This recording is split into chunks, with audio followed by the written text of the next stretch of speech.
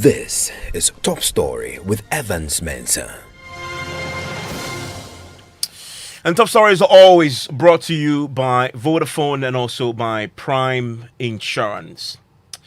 Now, they went to court seeking to stop the collection of the e-levy, at least until a substantive matter before the court seeking to declare its passage unconstitutional is determined. Well, today, not only did the Supreme Court unanimously throw out the case of the NDC minority in Parliament, but in the last hour, the Attorney General, Godfrey Adame, has been taking on their lawyers. The Attorney General has brandished the performance of their lawyers embarrassing and propaganda in his reaction to today's ruling of the court.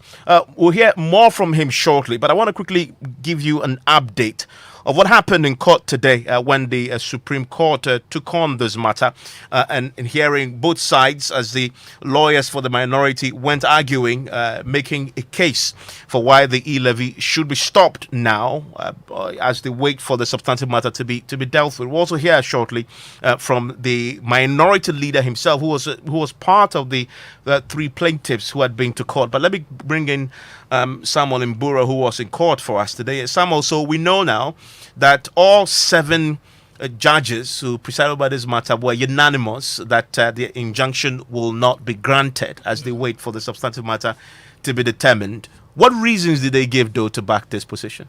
Exactly, Evans. So the judges say the nature of the reliefs sought by the applicants, that's Haruna Idrisu and two others, is in the substantive matter. The inconvenience or loss to be suffered, including refunding the numerous tax deductions. The court speaks about the nature of the law under attack. Again, it says the public interest and welfare of Ghanaians is one of the grounds. The legal principle of presumption of regularity as enacted in the evidence decree. The court said the Republic would suffer a great deal if the government is temporarily stopped from deducting the e-levy from electronic transactions, and noted that mechanisms do exist within the current tax regime to refund payees who have either overpaid or wrongfully paid, and that must be taken advantage of. Okay, and so the court, they're laying out why they took the decision, putting the point in that, well, if we in case we rule for you and the e-levy is declared unconstitutional, we can make repayments. That brings in the GRA, does it not? They gave some specific instructions to the GRA in pursuant to this. So to the GRA, it has been instructed by the court that the GRA can do a refund should a substantive case be won.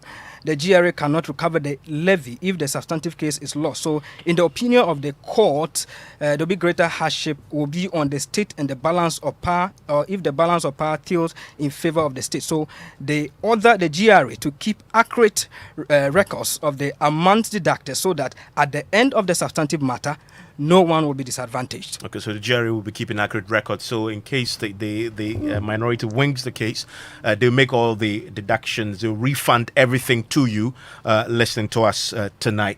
But Samuel, I'm curious about the case made today before the judges by the plaintiff's lawyer. What really was your case?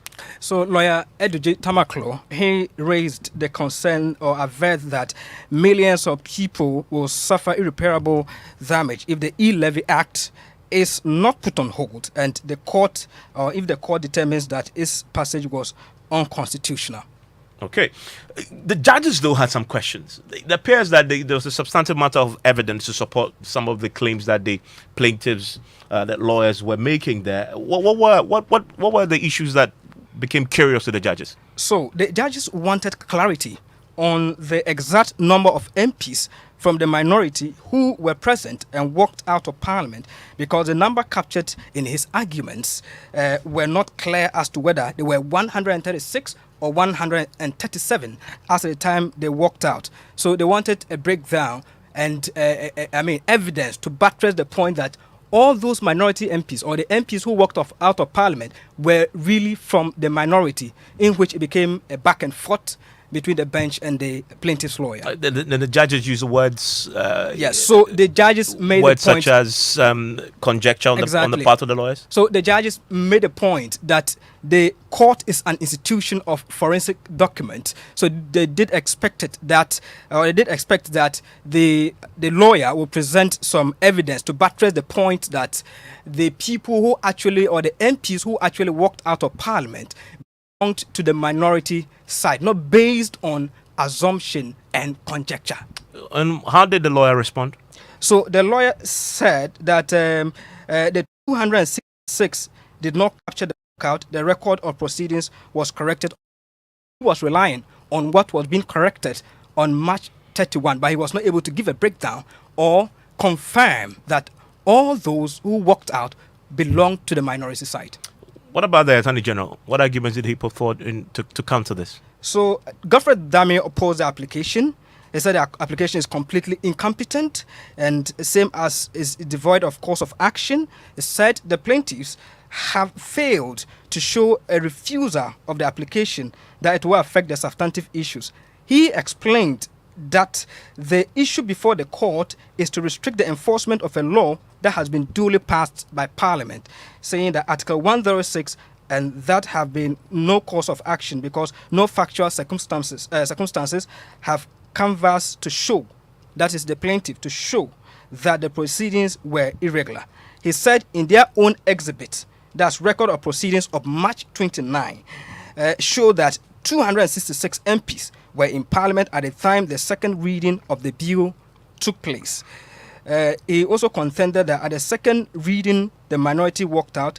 The minute of the proceedings do not bear this fact, and the facts show that the purported correction of the proceedings were nowhere in the purported correction captured the number of people who participated in voting, and contended that the corrected records show that 8 persons were marked present. Even that is the case, even if that's the case, it only increased the number from 266 to 275. In other words, he came to court with some evidence from Parliament. Yeah.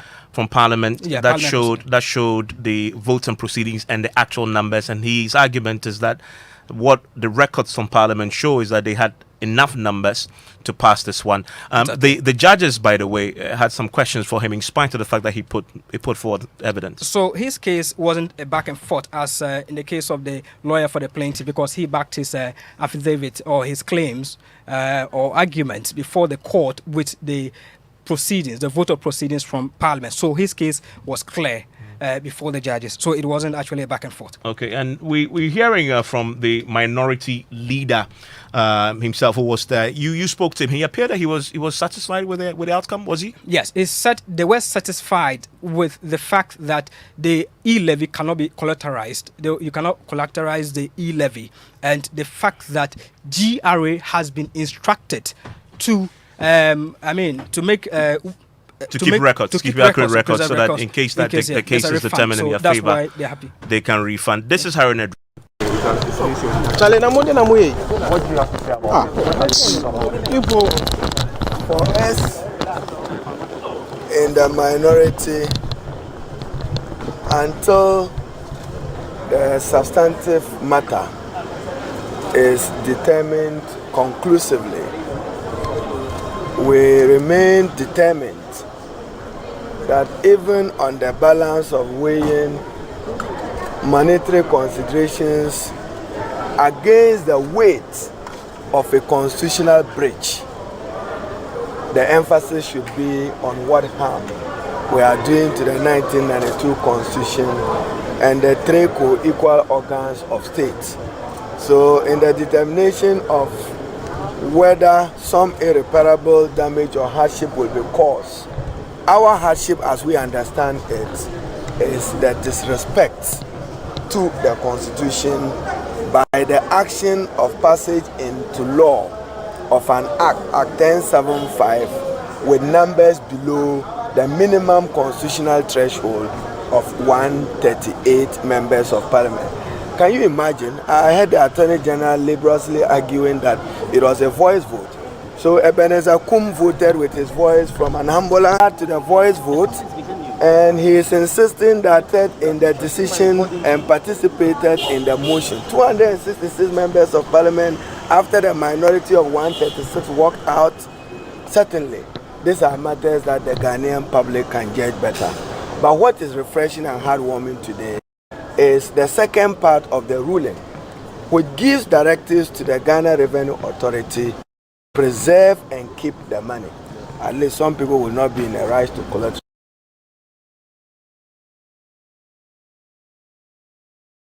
This matter, because it's of public interest significance, it's of constitutional significance, and we think that we'll pursue it to its logical conclusion. So we are very happy with the performance.